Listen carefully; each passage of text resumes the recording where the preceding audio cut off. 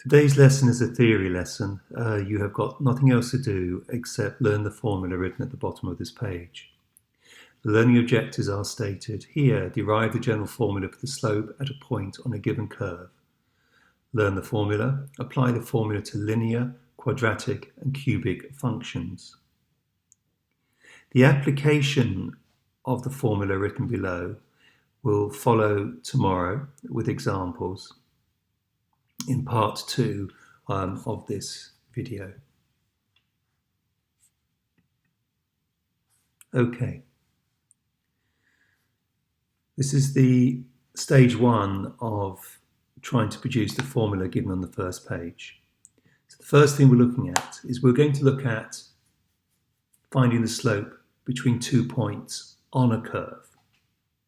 So we've chosen 2 points, A and B. In order to find the slope of a line, we need a y distance and we need an x distance. So I've drawn in the right angle triangle, which we would have seen in second year and third year.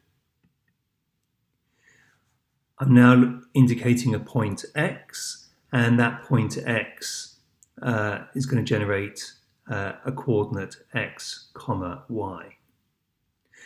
You need to bear in mind that y, in the context when the input value is x, can also be written as f of x, but we'll worry about that in a few minutes. We're going to choose, now this is unusual, this is a different approach, we're going to choose the distance here to be h. If we choose this distance to be h, then the coordinate, the x coordinate, the x input value now becomes x plus h. And that is quite important. We have been given a function y is equal to f of x. When we are given a function notation, we can generate two formulae. The first formula is y equals f of x, and the second formula is the empty bracket version of it, which we'll be using later. When we have got two or input values, we normally do a table. The two input values we've got, by the way, don't forget, are x and x plus h.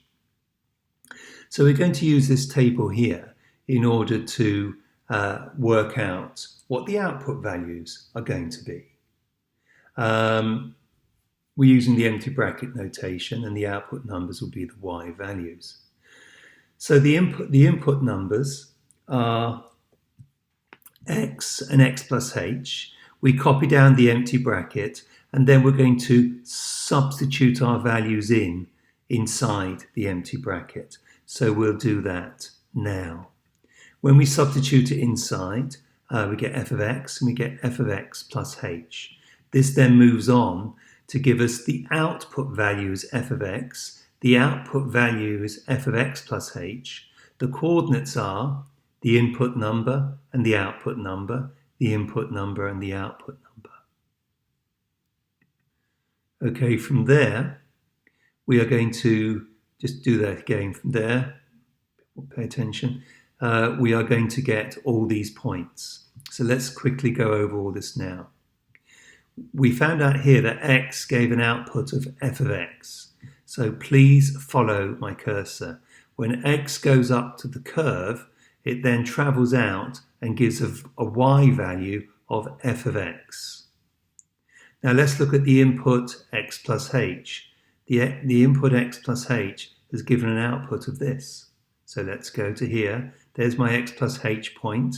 If I go up, like we used to do in second and third year, we go up to the curve. When we get to the curve, we travel left until we get to the y-axis, and that's where we write the output number. That is where we write the output number. And I've just summarized it up here. When we input the value of x, then we get y equals f of x. When we input the value of x plus h, then we get y is equal to f of x plus h. Moving on. What we need to do now is we already got the x distance on our triangle in order to find slope, we now need to calculate the y distance. I'm going to do this in numbers for a moment. Just listen for a few moments. That output number there could have been y equals 1. This output number up here could have been y equals 5. What's the distance between them? Well, that's a distance of 1 up, and that's a distance of 5 up. So to get the distance in between, it's going to be the top number minus the bottom number. And that will give you the distance in between, which is indicated by this line here. Think about that for a few minutes. So what's the distance in between? Well, it's going to be f of x plus h is the top number. F of x is the bottom distance. So to get the distance in between, it's the top one minus the bottom number, which is going to give us f of x plus h minus f of x. I then translated that across to here to give us the distance for the y distance here. Now we are in a position to work out the slope of AB. The slope is the y distance over the x distance. Let's go and look at where the y distance and the x distance is. The y distance is in green and the x distance is in yellow, so we can now substitute it in, and there's our formula for the slope between the 2 points A and B. Now it's quite important you understand that. Please copy down this page, take notes and study it and think about what's going on. If you don't completely understand it, it isn't the end of the world. But if you do understand it, it could be very useful to you. Okay, what we're going to do now is to achieve our third learning objective, which is derive the formula for the equation of the tangent at the point A. So what we're trying to do is we're trying to work out the equation of this fluorescent green line. This is the tangent at A. A tangent is a line that touches a curve. The equation of a tangent to the curve is also the equation of the curve at that same point. So this is what we are trying to do. Okay, let's get started. When we differentiate to find the slope at the point A on a curve, what we are actually doing is finding the slope of the tangent at this point. So far, we've worked out a formula for the slope between the points A and B. This is a necessary first step in producing a formula for the tangent to the curve at the given point A that we're looking for. We've got from the previous page that the slope of AB is equal to this. And what we're going to do now is, you need to go back and look at the diagram, you might have missed it, is we're going to look at the original triangle. And what we're going to do is, instead of actually generating a triangle for the green line, we're going to look at what happens to the point B as it gradually moves down the curve and gets closer and closer and closer to the point A. So this is what we're looking at the moment. So as you can now see, I have begun to move the point B from its original position, and it's moving along the curve. And as it moves along the curve, you'll see that the purple line is getting less and less steep. And we are generating new purple lines constantly as we go down the curve.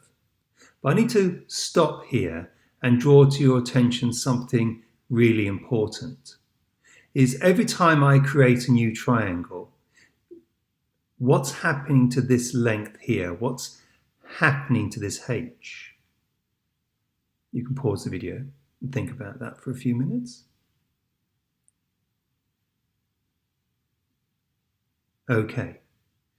What's happening to the point h is the point h was originally the full length. And now, as we've brought b down the curve, this length here is getting smaller and smaller. So the h value here is actually getting smaller and smaller. If b is coming in, so is this point here. This point is also going to be moving in. And h is going to be getting smaller and smaller and smaller. So let's carry on. So we're now moving it down again, down the curve.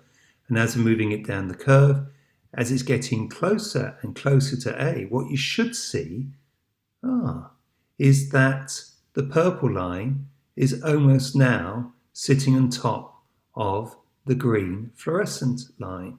So as we move B towards A and H gets smaller and smaller, it actually is almost identical to the tangent line here. And what's the value of H now? Value of H is incredibly small.